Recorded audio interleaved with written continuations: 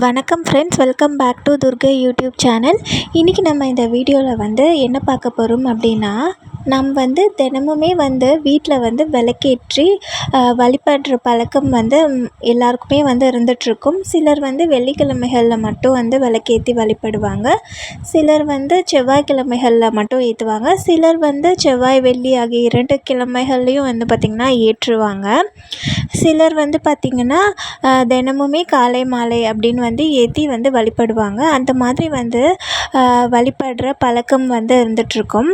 அப்போ விளக்கில் நான் இப்போ சொல்ல போகிற இந்த 3 பொருட்களை போட்டுட்டு விளக்கு ஏற்றும் போது பார்த்திங்கன்னா பலன் பார்த்திங்கன்னா அதிகமாக கிடைக்கும். அது மட்டும் இல்லாமல் ஐஸ்வர்யம் நிறைஞ்சிருக்கும். அந்த வாசம் வீட்டில் வரும்போது பார்த்திங்கன்னா கண்டிப்பாக பணத்தை, செல்வத்தை, மகாலட்சுமி தாயாரை ஈர்க்கக்கூடிய சக்தி பார்த்திங்கன்னா மிகவும் அதிகமாக இருந்துகிட்ருக்கு.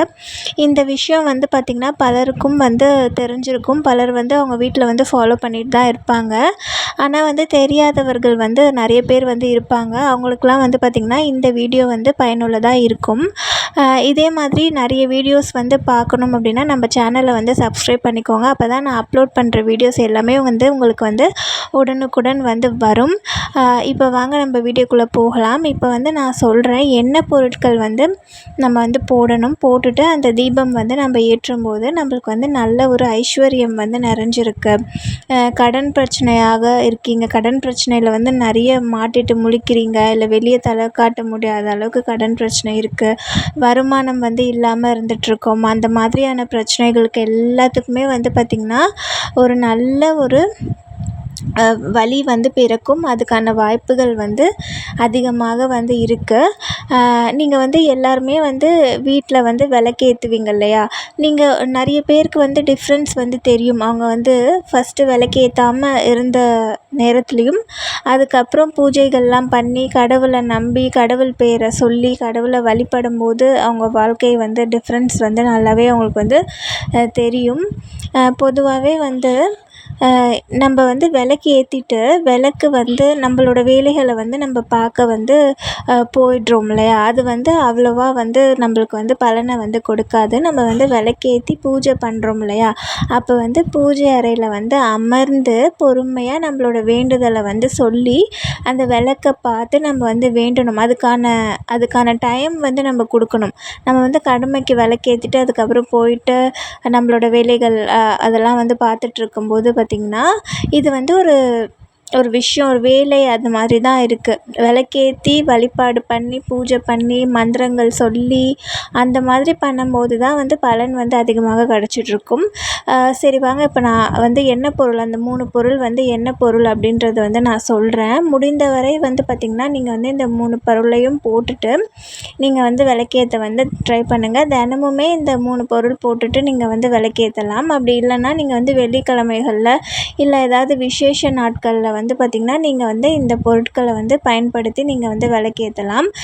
தினமுமே ஏற்றுறதும் பார்த்திங்கன்னா நல்ல பலனை பார்த்திங்கன்னா உங்களுக்கு கொடுக்கும். அதுக்கு நீங்கள் என்ன பண்ணணும் அப்படின்னா, நம்ம எல்லாருக்குமே தெரியும், அதாவது பச்சை கற்பூரம் பார்த்திங்கன்னா பணத்தை ஈர்க்கக்கூடிய ஒரு விஷயம் அப்படின்னு நம்மளுக்கு எல்லாருக்குமே தெரியும்.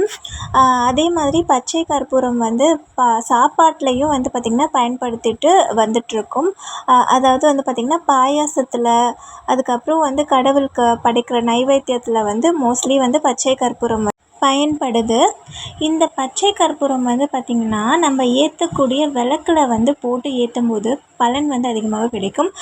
அதுக்கப்புறம் பார்த்திங்கன்னா ஏலக்காயும் பார்த்திங்கன்னா பயன்படுத்தி ஏற்றக்கூடிய தீபத்தில் பயன்படுத்தலாம். எண்ணிக்கை பார்த்திங்கன்னா 3 ஏலக்காய் பார்த்திங்கன்னா நீங்கள் ஏற்றக்கூடிய தீபத்தில் பயன்படுத்தலாம். நீங்கள் பார்த்திங்கன்னா உங்களோட தீபம் நீங்கள் தூய நெய், பசும் நெய் பயன்படுத்தி நீங்கள் தீபம் ஏற்றுறவங்களாக இருந்தீங்கன்னா கண்டிப்பாக நீங்கள் இந்த ஏலக்காயை மட்டுமாவது பயன்படுத்தி பாருங்கள். அதுக்கான பலன் பார்த்திங்கன்னா அதிகமாக கிடைச்சிட்ருக்கும். அதன் பிறகு பார்த்திங்கன்னா கிராம்பு பார்த்திங்கன்னா நீங்கள் பயன்படுத்தணும். இதுவும் பார்த்திங்கன்னா 3 அந்த மாதிரி எண்ணிக்கை 2 இல்லைன்னா 3 கிராம்பு நீங்கள் பயன்படுத்தி நீங்கள் தீபம் ஏற்றும்போது அதுக்கான பலன் கண்டிப்பாக அதிகமாக கிடைக்கும். சிலர் வந்து பார்த்திங்கன்னா விளக்கேற்றிட்டு அவங்க விளக்கேத்துனதே வந்து மறந்துடுவாங்க.